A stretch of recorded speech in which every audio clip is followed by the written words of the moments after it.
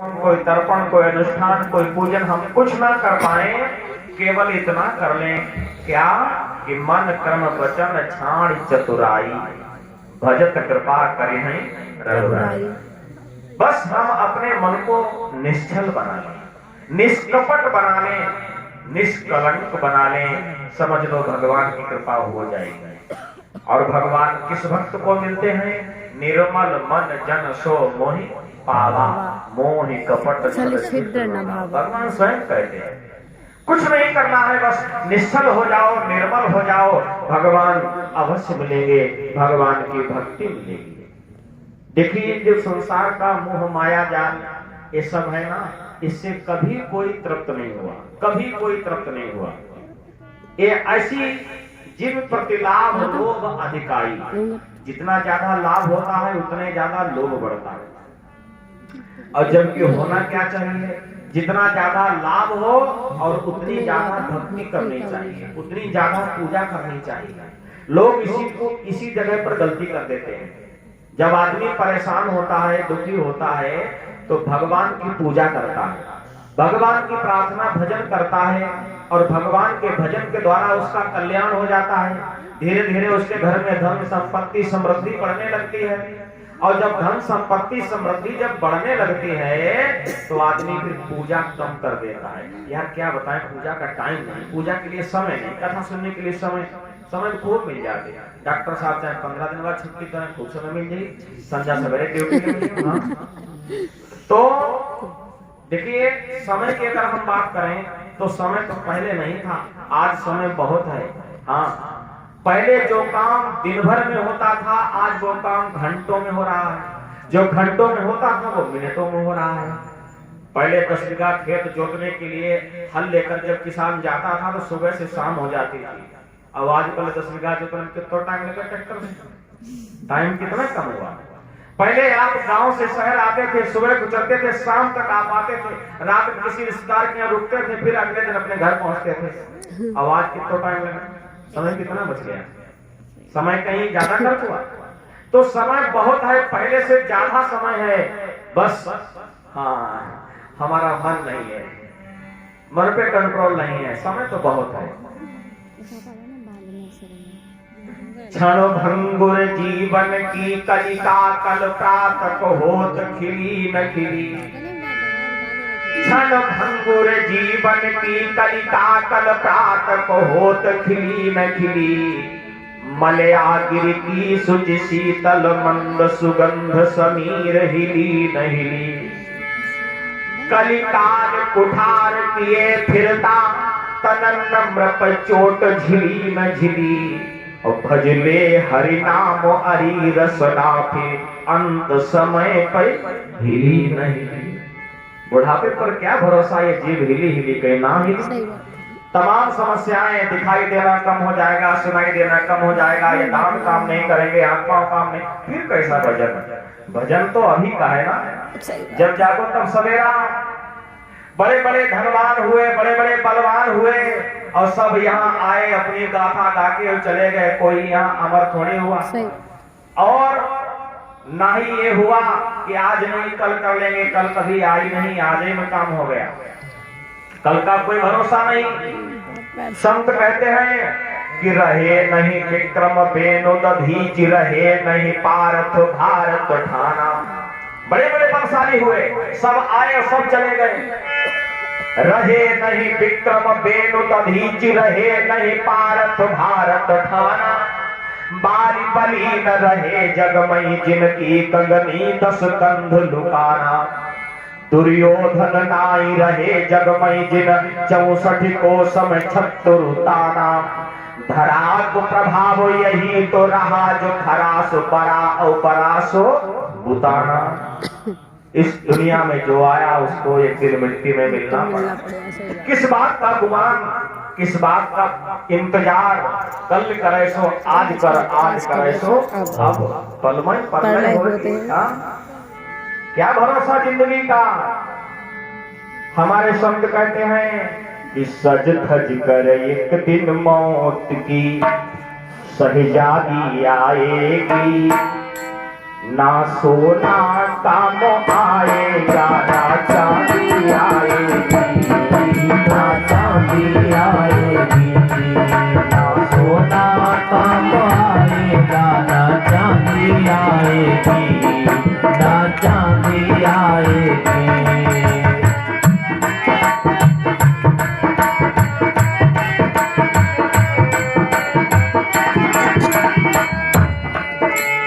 छोटा सा कितने बड़े अरमान है तेरे, मिट्टी का तू सोने के सामान है तेरे। छोटा सा कितने बड़े अरमान है तेरे, मिट्टी का तू सोने के सामान है तेरे। मिट्टी काया एक दिन,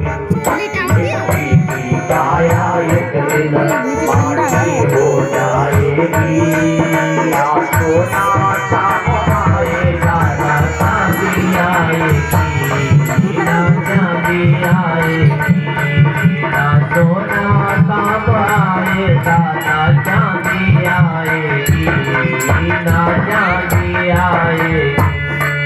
सज धज कर एक दिन मौत की शहजादी आएगी, ना सोना काम आएगा ना चांदी आएगी, ना चांदी आएगी, ना सोना काम आएगा, ना चांदी आएगी, ना चांदी आएगी।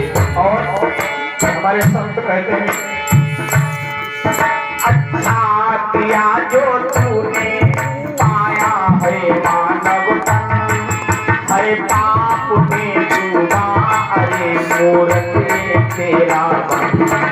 अच्छा किया जो तूने पाया है मानव तन, है पाप में डूबा हुआ मानव ये तेरा मन। ये पाप की नैया तुझे, ये पाप की नैया तुझे, ये पाप की नैया तुझे एक दिन डुबाएगी, ना सोना काम आएगा ना चांदी आएगी, ना चांदी आएगी। सज धज कर एक दिन मौत की शहजादी आएगी, ना सोना काम आएगा, ना चांदी आएगी, ना चांदी आएगी। तो हमें करना क्या चाहिए? हमारे संत हमें सलाह देते हैं, पंछी है तू खोल पिंजरा तोड़ के उड़ जा, माया महल के सारे बंधन तोड़ के उड़ जा। पंछी है तू खोल पिंजरा तोड़ के उड़ जा, माया महल के सारे बंधन तोड़ के उड़ जा। ये जो मोह माया का जंजाल है ना, हमारे संत कहते हैं इससे बाहर निकलो और भगवान का भजन करो, क्योंकि उमा कहूँ मैं अनुभव अपना, सत हरि भजन जगत सब सपना। कुछ नहीं है। ले ले शरण उस प्रभु की, जय हो। ले ले शरण उस प्रभु की, भव से तर जाएगी, ना सोना काम आएगा ना चांदी आएगी, ना चांदी आएगी, ना सोना काम आएगा, ना चांदी आएगी, ना चांदी आएगी। सज धज कर एक दिन मौत की शहजादी आएगी, ना सोना काम आएगा, ना चांदी आएगी, ना चांदी। बोलो सच्चिदानंद भगवान की जय हो। इसलिए हमारे संत कहते हैं, आशा एक राम जी से दूजी आशा छोड़ दे, नाता एक राम जी से दूजा नाता तोड़ दे। क्योंकि सच्चा नाता परमात्मा से ही हो सकता है, संसार के नाते तो सब स्वार्थ के हैं। तो हमें स्वार्थ में नहीं जीना, हमें परमार्थ में जीना है। और जो परमार्थ में जीते हैं उन्हें परमात्मा की प्राप्ति होती है। आइए, वैसे तो आज मन कर रहा है कि कथा जल्दी विश्राम कर दूं, कम संख्या देखकर, लेकिन अभी 8:30 बजा है। तो हम चाह रहे हैं कि आज पहला दिन है तो 9 बजे तक, क्यों भैया देवेश? या आज थकान ज्यादा है, बताओ कैसा करें? ठीक है, वैसे तो 7 से 10 बजे तक का समय है, लेकिन समय भी आज ठंडक ज्यादा है। कथा सुनने के लिए देवाधिदेव महादेव तो घर भी पहुंचे, पूर्ण ब्रह्म परमात्मा करना राघव सही से सो जाए, स्वयं जाते हैं। अब देखिए, कभी कभी आदमी को ये अहंकार हो जाता है कि हम कथा सुनने क्या जाएं, हमें तो कथा सब मालूम है। हाँ सही कह रहे हैं। हमने तो कथा कई बार सुनी है, हम कथा सब जानते हैं, हम क्या कथा सुनने जाएं? लोगों का ये प्रश्न होता है। मैं आपको उदाहरण दूंगा महादेव का।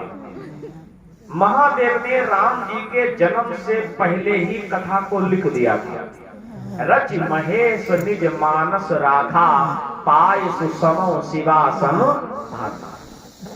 जो राम के इतने दीवाने हैं, राम की कथा के इतने बड़े प्रेमी हैं, जिनके रोम रोम में राम कथा भरी हुई है। लोग कहते हैं शंकर जी को नशा रहता है ना, भांग तो देखा, गलत। शंकर जी के भांग तो देखा, हमने किसने देखा? शंकर जी को तो राम के नाम का नशा रहता है, उस नशा में मस्त रहते हैं। हाँ, तो जिनके रोम रोम में राम बसे हुए हैं, और महादेव ऐसे देवाधिदेव भी कथा सुनने जाते हैं। कहाँ? एक संत के आश्रम में। एक बार त्रेता युग माही, असंभु गए कुंभज ऋषि माही। एक बार त्रेता युग माही, शंभु गए कुंभज ऋषि माही।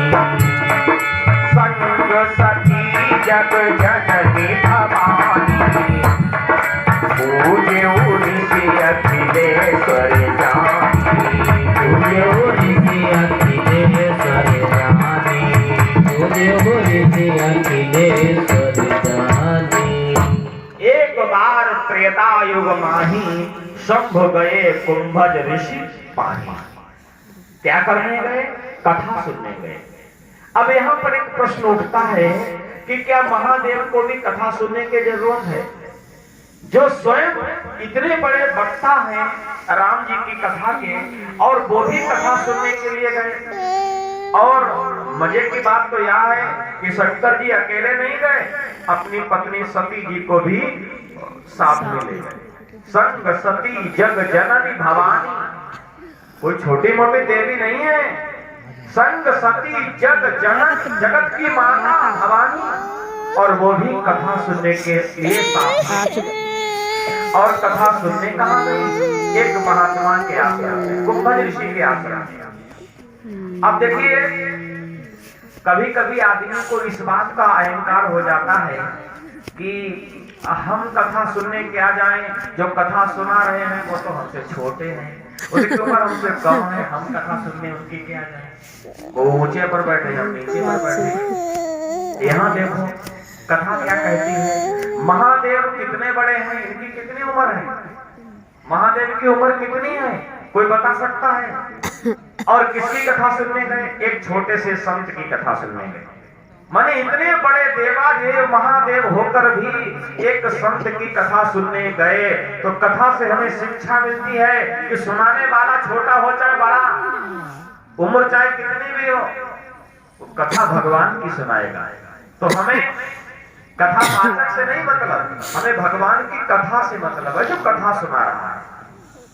तो आज महादेव कथा सुनने के लिए गए, और देखा जाए तो महादेव बड़े हैं और कथावाचक जो है महात्मा कुंभज ऋषि वो छोटे हैं। कथा सुनने के लिए गए। एक रिश्ते, एक हिसाब से तो शंकर जी बड़े और कुंभज ऋषि छोटे हैं, और दूसरे हिसाब से अगर देखा जाए तो कुंभज ऋषि बड़े हैं और शंकर जी छोटे हैं। पराक्रम में पुरुषार्थ में शंकर जी छोटे हैं। कैसे? मैं आपको एक उदाहरण दे रहा हूं। कुंभज ऋषि, ये पहले इनका नाम था महात्मा अगस्त। अगस्त ऋषि ही कुंभज ऋषि हैं। और शायद आप कथा भी जानते होंगे कि एक बार ये जा रहे थे जंगल में समुद्र के किनारे, तो कुछ पंछी चोंच में बालू भर के समुद्र को काट रहे थे। महात्मा अगस्त ने पूछा, ये क्या कर रहे हो? तो उन्होंने कहा, पंछियों ने इस समुद्र ने हमारे बच्चों को खा लिया है, हमारे बच्चे नष्ट कर दिए हैं, अंडे नष्ट कर दिए हैं, तो हम सभी पक्षियों ने निर्णय लिया है कि हम इस समुद्र को नष्ट कर देंगे। हाँ, पंछी जब चोंगा लेने चले गए दिन में, तो उनके जो बच्चे थे, जो अंडे थे, वो समुद्र के किनारे रखे थे घोंसलों में। समुद्र में ज्वार भाटा आया, और जब ज्वार भाटा आया, जल की बहुत बड़ी लहर आई, तो वो अंडे समुद्र ने समेट लिए। जब पंछी लौट कर आए, उन्होंने ढूंढा, उनके बच्चे नहीं मिले, तो वो समझ गए हो न हो हमारे बच्चों को इस समुद्र ने नष्ट कर दिया हो। तो पक्षियों ने एकदम आपातकाल मीटिंग लगाई और पूछा क्या करें। तो निर्णय लिया कि जिस समुद्र ने हमारे बच्चों को नष्ट कर दिया, हम इस समुद्र को नष्ट कर देंगे। कैसे नष्ट कर देंगे? इसको हम काट देंगे। तो चोंच में बालू भर के लाते हैं पंछी, समुद्र में डालते हैं, भर के लाते हैं, समुद्र में डालते हैं। उधर से महात्मा अगस्त जी आ रहे थे। अगस्त जी ने पूछा, ये भैया क्या कर रहे हो? तो पंछी इतने क्रोध में थे, महात्मा जी जहां जा रहे हो वहां जाओ, जब तक तुमसे बात करेंगे तब तक 2-4 चोंच और डालेंगे, आगे बढ़ो। महात्मा जी ने सोचा पंछी बड़े क्रोध में लग रहे हैं, आगे बढ़े। एक और से पूछा पंछी से, उसने भी नहीं बताया, और आगे बढ़े तो एक समझदार पंछी मिल गया। उसने कहा, महात्मा जी इस समुद्र ने हम सबके बच्चों को नष्ट कर दिया है, हम सब ने निर्णय लिया है कि हम समुद्र को नष्ट कर देंगे। तो अगस्त जी को हंसी आई, अनाधिकार चेष्टा कर रहे, चोंच भर बालू से भरा समुद्र को तुम पाट पाओगे, जिस समुद्र की गहराई को आज तक वैज्ञानिकों ने नहीं नाप पाया। अगर कहीं समुद्र की गहराई किसी वैज्ञानिक ने लिखी है तो लगभग में लिखी है, क्लियर नहीं लिखी है कितनी कई किलोमीटर गहरा है समुद्र। हाँ। तो अगस्त जी ने कहा कि इस समुद्र को क्या तुम पाट पाओगे? तो उस पंछी ने कहा, बने तो बड़े भारी महात्मा फिर रहे हो, क्या तुम में ताकत है? तुम इस समुद्र को पाट सकते हो? अब महात्माओं की शक्ति को अगर ललकारे, फिर महात्माओं को कहां रहा जाता है। अगस्त जी ने कहा, तू हमें ललकार रहा है? पंछी ने कहा, हाँ मैं कह रहा हूं, अगर तुम्हारी तपस्या में बल हो तो तुम समुद्र को पाट के दिखाओ। महात्मा जी को क्रोध आ गया और अगस्त ऋषि समुद्र के किनारे बैठ गए। 3 उंगली जल पी लिया समुद्र में से, केशवाय नमः, माधवाय नमः और नारायणाय नमः। 3 उंगली में पूरे समुद्र का जल पी लिया। समुद्र खत्म। जीव जंतु तड़पने लगे, बिलखने लगे, व्याकुल होने लगे, मरने लगे। इनका जो उदर था, जो पेट था ना, जब सारे समुद्र का जल पी लिया तो कुंभ के समान, घड़े के समान होगा। कुंभ माने घड़ा, इसीलिए इनका नाम पड़ा कुंभज। हाँ, तो इस हिसाब से अगर देखा जाए तो कुंभज ऋषि बड़े हैं। कैसे बड़े हैं? शंकर जी के पास एक गंगा है, वो जटाओं में हिलोरें ले रही है। जल तत्व की प्रधानता शंकर जी के पास भी है और जल तत्व कुंभज ऋषि के पास भी है। तो शंकर जी केवल एक गंगा को रोके हुए हैं और महात्मा कुंभज ने ऐसी जाने कितनी गंगा जाकर समुद्र में गिरती होंगी और वो पूरे समुद्र के जल को एक बार में पी लिया। तो अगर इस तरह से देखें तो कुंभज ऋषि बड़े ठहरते हैं और शंकर जी यहाँ पर छोटे ठहरते हैं। तो कोई किसी बात में बड़ा, कोई किसी बात में बड़ा। कभी भी ये नहीं सोचना चाहिए कि मैं जहां कथा सुनने जा रहा हूं वो सुनाने वाले का पराक्रम कितना है, ये नहीं सोचना। भगवान की कथा सुनाएगा और भगवान बड़े, इसलिए सुननी चाहिए। तो आज शंकर जी कथा सुनने गए और अपनी धर्म पत्नी को साथ में ले गए और कथा सुनते सुनते कई दिन हो गए। कहत सुनत रघुपति गुण गाथा, कछु दिन कहाँ रहे गिरिनाथा। कहत सुनत रघुपति गुण गाथा, कछु दिन कहाँ रहे गिरिनाथा।